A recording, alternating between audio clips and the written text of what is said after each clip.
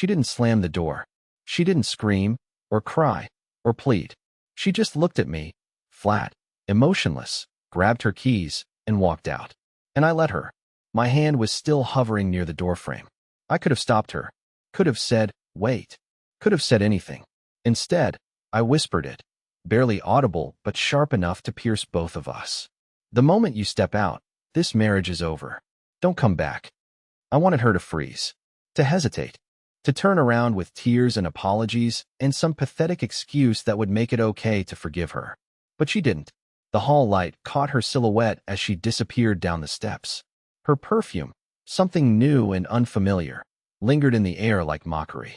I stood there for 5 full minutes. Do you know how long 5 minutes is when you've just thrown a grenade into your own life? My phone buzzed once. Not from her. Not even close. It was an Uber notification. The ride she scheduled 30 minutes earlier had arrived, which meant she'd made her decision long before I made mine. She planned it. Not the argument. We never even fought. Not the exit. She was too calm for that. No, what she planned was to make it look like I was the one who ended things. Let me rewind. Not all the way back, just to this morning. I found a receipt. One of those long, overly detailed credit card slips she usually tosses before she gets home. Dinner for 2. Downtown. Fancy place. Time stamped 11:47 p.m. She told me she was at her sister's, watching bad rom-coms and venting. She forgot one thing. Her sister called me at 10:12 asking if I'd seen her. Said she hadn't heard from her in days.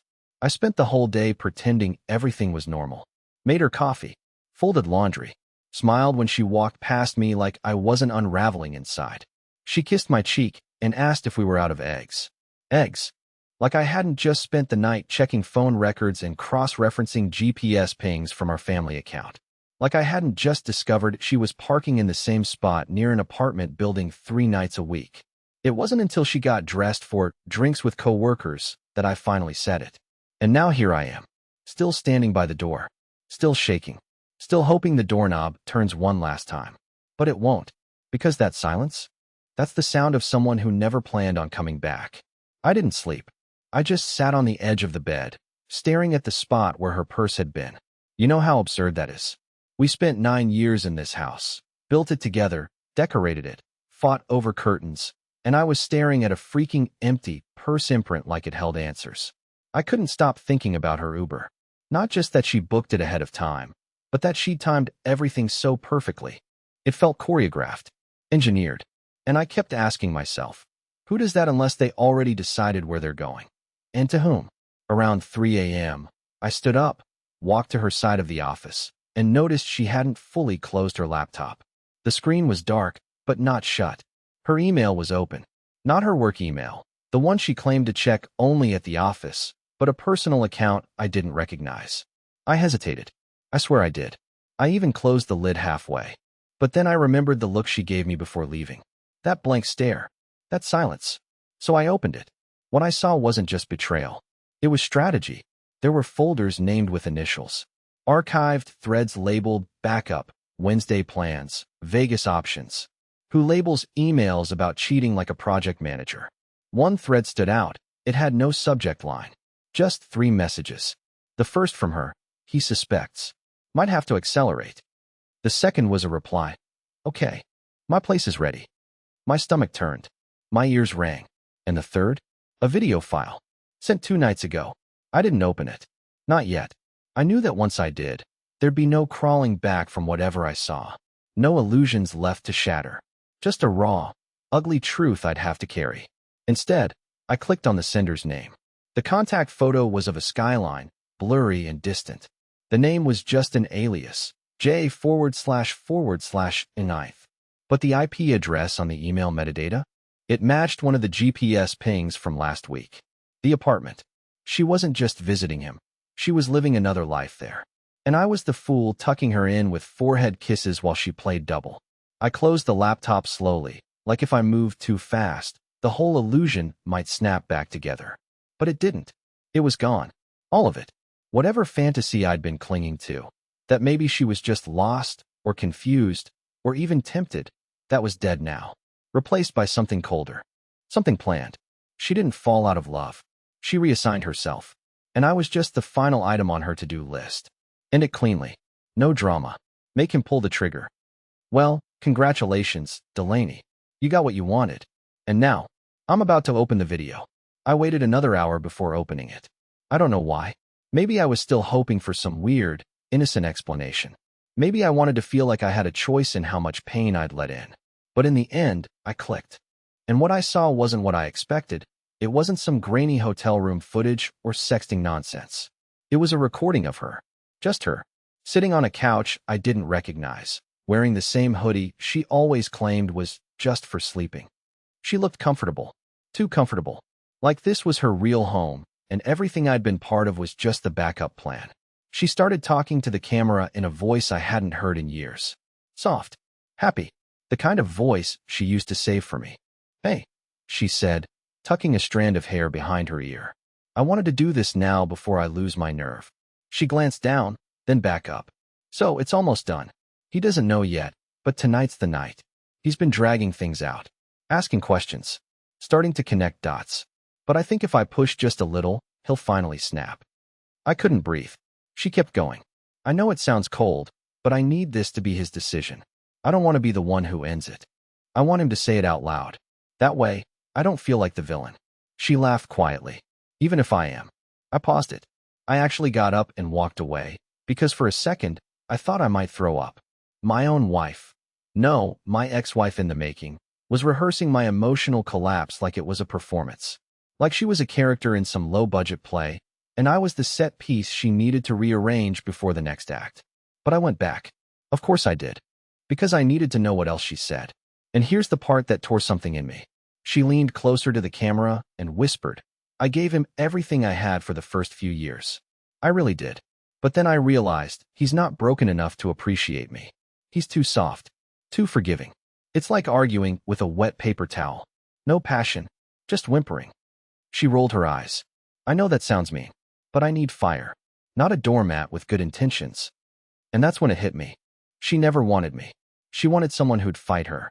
Someone who'd scream and throw things and chase her down the driveway. But I didn't. I locked the door. I let her go. And that was the fire. Just not the kind she understood. I closed the video. I couldn't finish it. I didn't need to. Because I finally understood, I wasn't part of her story. I was her excuse. But she made one mistake. She thought breaking me would make her feel free. What she doesn't know is that I recorded the video. Backed it up. Stored it. And now, I'm not planning to fight her. I'm planning to end this quietly, legally, and in a way she'll never see coming. I didn't sleep again. Second night in a row. Not that I expected to. Every time I closed my eyes, I saw her lips moving in that video, shaping words that were never meant for me. But I kept hearing them anyway. Not broken enough. A doormat with good intentions. Whimpering. She said it like I was an obstacle. Like I'd somehow ruined her ability to feel alive. I opened the video one last time, but not to watch it. I copied it. 3 backups. One in the cloud, one on a hard drive I stored at my office, and one on a flash drive I dropped off at my brother's place without saying a word. I didn't trust myself not to go soft again. And I knew that if I ever needed leverage, real leverage, I had it now. Her face, her voice, her plan, all spelled out in her own words. But something still didn't sit right. She kept mentioning him. Bryce. J. N. Ninth. Whatever the hell he called himself. I'd never seen a photo. Never caught his number. Not even a first name in her contacts. Just weird initials and coded reminders. That felt off. Too cautious, even for someone cheating. She was hiding him. From me? Sure. But I started wondering, was she also hiding him from everyone else? So I went deeper. I remembered a license plate. Just a partial. I'd seen it once, weeks ago, when she asked me to pick up takeout near the gym and her car was already parked 2 blocks away, despite her saying she was stuck in traffic. I wrote it down at the time because something felt off. I still had the receipt in my glove box. So I started searching. I called in a favor from a guy I knew who worked with city parking enforcement. Asked him if he could pull surveillance photos from the corner where I saw that car last. I told him it was about someone tailing my wife. Which, in a messed up way, was true. What he sent me made my stomach drop. The car was registered to someone named Nolan R. Bishop. I didn't recognize the name, but when I reverse image searched a photo from a grainy parking camera, I froze. Nolan Bishop wasn't just some coworker or friend with benefits. He was married. Publicly. Legally. And not even discreetly. And guess what? His wife had a wellness blog. Public Instagram. Daily posts. One of her reels showed their 10th anniversary dinner. Candlelight. Champagne. Nolan in a tailored suit, and Delaney in the background of the restaurant. Laughing. With a wine glass. Same red dress she wore the night she told me she was at home with cramps. So it wasn't just me she lied to. She was the other woman, and didn't even seem to care. I kept digging. More photos. More videos. Nolan and his wife hosted a garden party 2 weeks ago. Delaney's car was parked on the same street.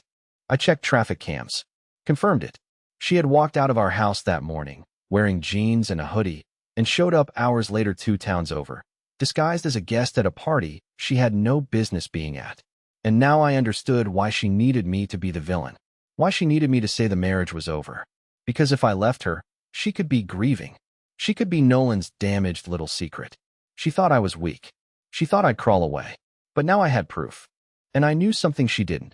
Nolan's wife followed me back on Instagram last summer. She liked my dumb vacation photos. She even commented once, "You two are adorable." Well, not anymore. I didn't rush it. That was the hardest part. Every instinct in me wanted to scream, to post the video, to forward it to Nolan's wife with a message like, "Hey, thought you should know your husband's been busy." But no, I waited. I wanted it to hit like a slow explosion, one she wouldn't be able to contain or control. So instead, I followed her.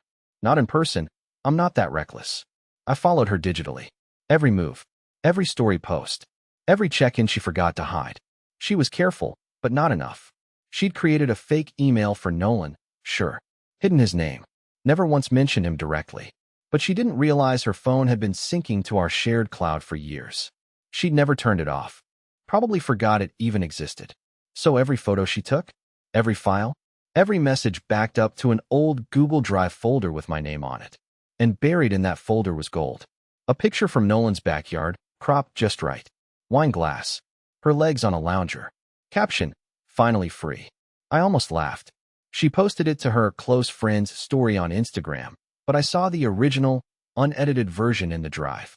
And in the reflection of her sunglasses, a man, balding, mid-40s, wearing a wedding band. I took that image, cropped it back, highlighted the ring, and attached it to a message. It was simple, cold, just 10 words. "You don't know me, but I know your husband." I sent it to Nolan's wife at 10:34 a.m. from a new account. No name, no details, just the photo. I expected silence, or confusion, or rage pointed at me. But what I got was terrifyingly calm. She replied 3 hours later. "I thought so. Thank you. I'll take it from here." That's it. I stared at that reply for 10 straight minutes. No threats, no questions, just a response like someone who'd already made peace with what came next. I didn't know whether to be relieved or horrified. That night, Delaney came home. Yes, home. Like nothing had happened. Like she hadn't left with a lie on her lips and a man in her calendar. She waltzed in, humming, set her bag down, kicked off her shoes, looked at me sitting on the couch, and said, "Hey, did you eat?" I looked at her like I was staring at a ghost. She walked into the kitchen, poured herself a glass of water, and said, like she'd rehearsed it, "I know things have been weird lately. I think we should talk." I didn't move. I just said, "You might want to check your phone." That's when I saw it. Her face. The moment everything cracked. She opened her messages and froze. Her thumb hovered over the screen, then started trembling. She clicked something, probably Nolan's thread. Probably a message from his wife. And then she whispered, "What did you do?" I didn't answer. Because I didn't have to. Whatever Nolan's wife said, it had already begun. And Delaney realized, in real time, that the walls were closing in. She didn't cry. Not yet. But her knees buckled. And for once, she looked like the one without a plan. I thought the message would break her. I thought watching Nolan's life fall apart would be the final act. I thought maybe, just maybe, she'd crack and admit everything in some sad, cathartic breakdown. But instead, she got cold. Not panicked. Not ashamed. Cold. After she read whatever Nolan's wife sent her, she didn't collapse like she did in the movies. She stood in silence for a few seconds, then grabbed her glass of water and walked upstairs. No words. No tears. Just this eerie stillness. like she was already rewriting the story in her head to make me the monster. I sat there in the living room, numb. I didn't follow her. I didn't ask questions. I didn't care if she packed or showered or vanished into a wall. I just wanted to feel something besides this hollow ache in my chest. But something kept clawing at me.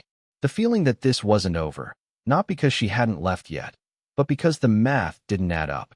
The timeline, the secrecy, the care she took to hide Nolan. Too much for a simple affair. Something didn't feel right. Nolan had seemed like the big secret, the one she built her escape plan around. But if that were true, why was she still so calm? I needed to know what else she was hiding. So I went back into that Google Drive. The synced files. Most of them were photos, PDFs, dumb selfies, screenshots of gift ideas, saved Instagram reels, normal stuff. But there was one folder that didn't match anything else. Tucked deep in an old directory labeled Wedding. Inside that was a subfolder. Password protected. I didn't even know you could do that in Drive. I stared at it for 10 minutes. Tried our anniversary. Nope. Tried her birthday. No. Then, on a whim, I typed Nolan. It opened. And that's when I realized Nolan wasn't the first. There were chats, DMs, voice notes. She'd saved them. Not just with him. With two other men, different names, different timelines, different cities. There was one labeled Maverick // Denver, and another T//TXNF. I clicked on the Denver one first. It was from 2 years ago. 2 whole years. Messages that made me sick. Voice memos where she talked about playing house with me while recharging from her real life. Screenshots of flight confirmations. Photos from hotel rooms with angles that looked disturbingly like the ones we used to take together on vacation. Same poses. Same fake smiles. Different man. I opened the TX one next. That one was more recent, just before Nolan. Same pattern. Only that guy? Married too. She'd saved a voice note from his wife. Crying. Pleading. And Delaney had labeled it, meltdown face with tears of joy. I swear I couldn't breathe for a second. She wasn't just cheating. She wasn't even chasing love. She was collecting lives to break. And I was just one more notch in a pattern she'd never planned to stop. I closed the laptop and sat on the floor. And that's where she found me. Knees pulled to my chest, staring at the wall like I was watching my own funeral. She walked in, calm as ever, and asked, "What now?" That was the first time I didn't feel powerless. Because now, I knew. And next, she was going to feel what it was like to lose control. She thought I'd freeze. She always counted on that. Her strength was built on my hesitation, my second-guessing, my constant need to fix what she kept breaking. But that night, sitting on the floor surrounded by the truth, the messages, the photos, the wreckage, I stopped being afraid of what would happen if I left her. And I started thinking about what would happen if I didn't. She sat across from me, legs crossed, staring like she was waiting for me to break the silence. Like she thought I'd cry again. Ask why? Beg her to stop. But I didn't do any of that. I just said, "I hope you enjoyed it." She blinked. "Enjoyed what?" "All of it," I said. "Because it's done now. And I'm not asking you to leave. I'm telling you." That was the first time she looked genuinely confused. Not scared. Just off balance. She was used to me chasing her.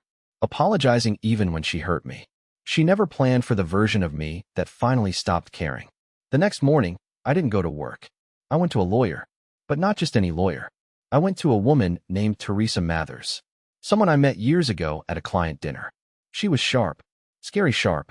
And she specialized in high-conflict divorces, particularly ones involving financial fraud and digital evidence. I walked in with a USB drive, a backup hard drive, and a folder of printed screenshots. I laid them out on her desk like a chessboard. Teresa didn't even blink. "You have enough to burn the house down." "I don't want to burn it," I said. "I want to own it." She smiled. From that moment on, I wasn't alone. We moved fast. She helped me freeze the joint accounts, blocked access to the savings, flagged the credit cards. Turns out, Delaney had been funneling money into a private checking account for months, under her maiden name.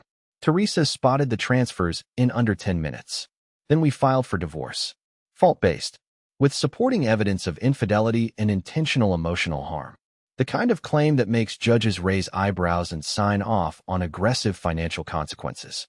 But that wasn't all. Teresa suggested something I hadn't even considered, a restraining order on digital grounds. It sounded crazy, But because Delaney had kept private recordings and labeled other women's emotional breakdowns for entertainment, we had a case for malicious psychological conduct. It wasn't about violence. It was about pattern. And we had a very compelling one. The best part? I didn't serve the papers through a courier. I had them delivered during her brunch date with one of her ex-affairs. A place I knew she'd be, because I'd seen the reservation in her synced open table history. Table for two. 11:30 a.m. I sent a friend, quietly, professionally, who walked up, placed the envelope gently on the table, and said her full name loud enough for the entire patio to hear. And then he walked away. That night, she came home in a rage, slamming cabinets, throwing accusations like knives. She screamed, "You had no right." I stayed calm. I just looked at her and said, "I gave you every chance to stop, but you were never planning to." That shut her up. I told her she had 1 week to get her things. I'd already changed the locks on my office, already rerouted the utilities, already met with a realtor. The house was going on the market, and she'd be lucky to see a fraction of the proceeds. She tried to argue, tried to play victim, said things like, "You're destroying everything, and this isn't who you are." But that was the lie she kept telling herself. Because this is who I am now. Not broken, not whimpering, not waiting by the door. This time, I was the one who walked away. It took exactly 12 days. 12 days after the papers were served, after her secrets spilled out like gasoline over everything we built, after her facade crumbled in front of the one person she thought she had wrapped around her finger, she showed up at my new apartment. I didn't even ask how she got the address. I figured she either stalked my mail or begged someone dumb enough to believe she deserved a second chance. Either way, I wasn't surprised when I heard the knock. I was surprised, though, at how calm I was opening the door. She stood there in a hoodie 2 sizes too big, no makeup, red eyes, shaking hands, like the image of guilt itself. I almost felt sorry for her. Almost. She said, "I just wanted to talk." I leaned on the doorframe and said, "We already did. You just didn't listen." She looked down, then back at me. "You were never supposed to find out like that." And that's when I laughed, not cruelly, just in disbelief. "No? You mean I wasn't supposed to find out at all?" She didn't answer, because the truth was clear. It had never been about remorse. It had been about control, about crafting the right exit, about leaving me broken so she could feel whole. But I didn't break. I rebuilt, and she could see it. She looked past me, at the clean apartment, the open windows, the folded laundry, the flowers in the vase that I bought for myself, not to impress anyone. For once, my space didn't smell like perfume and lies. It smelled like peace. "I miss you," she whispered. "I don't," I said. And I meant it. I wasn't bitter. I wasn't angry. I was done. I'd walked through hell, and instead of dragging her back with me, I dropped the weight, walked out, and never looked back. She asked me if I was seeing someone. I told her no, but not because I was waiting for anyone. I was finally learning what it meant to be alone without being lonely, to be free without needing revenge, to be whole without patching myself together with someone else's love. She asked if we could maybe talk again sometime. I said, "No, Delaney. We had years to talk, and you spent them talking to everyone but me." Then I closed the door. No drama, no yelling, no storming off, just a quiet click. And I stood there behind it, for the last time, smiling. Because that was the moment I realized. I didn't lose a wife. I lost a liar. And I gained a future.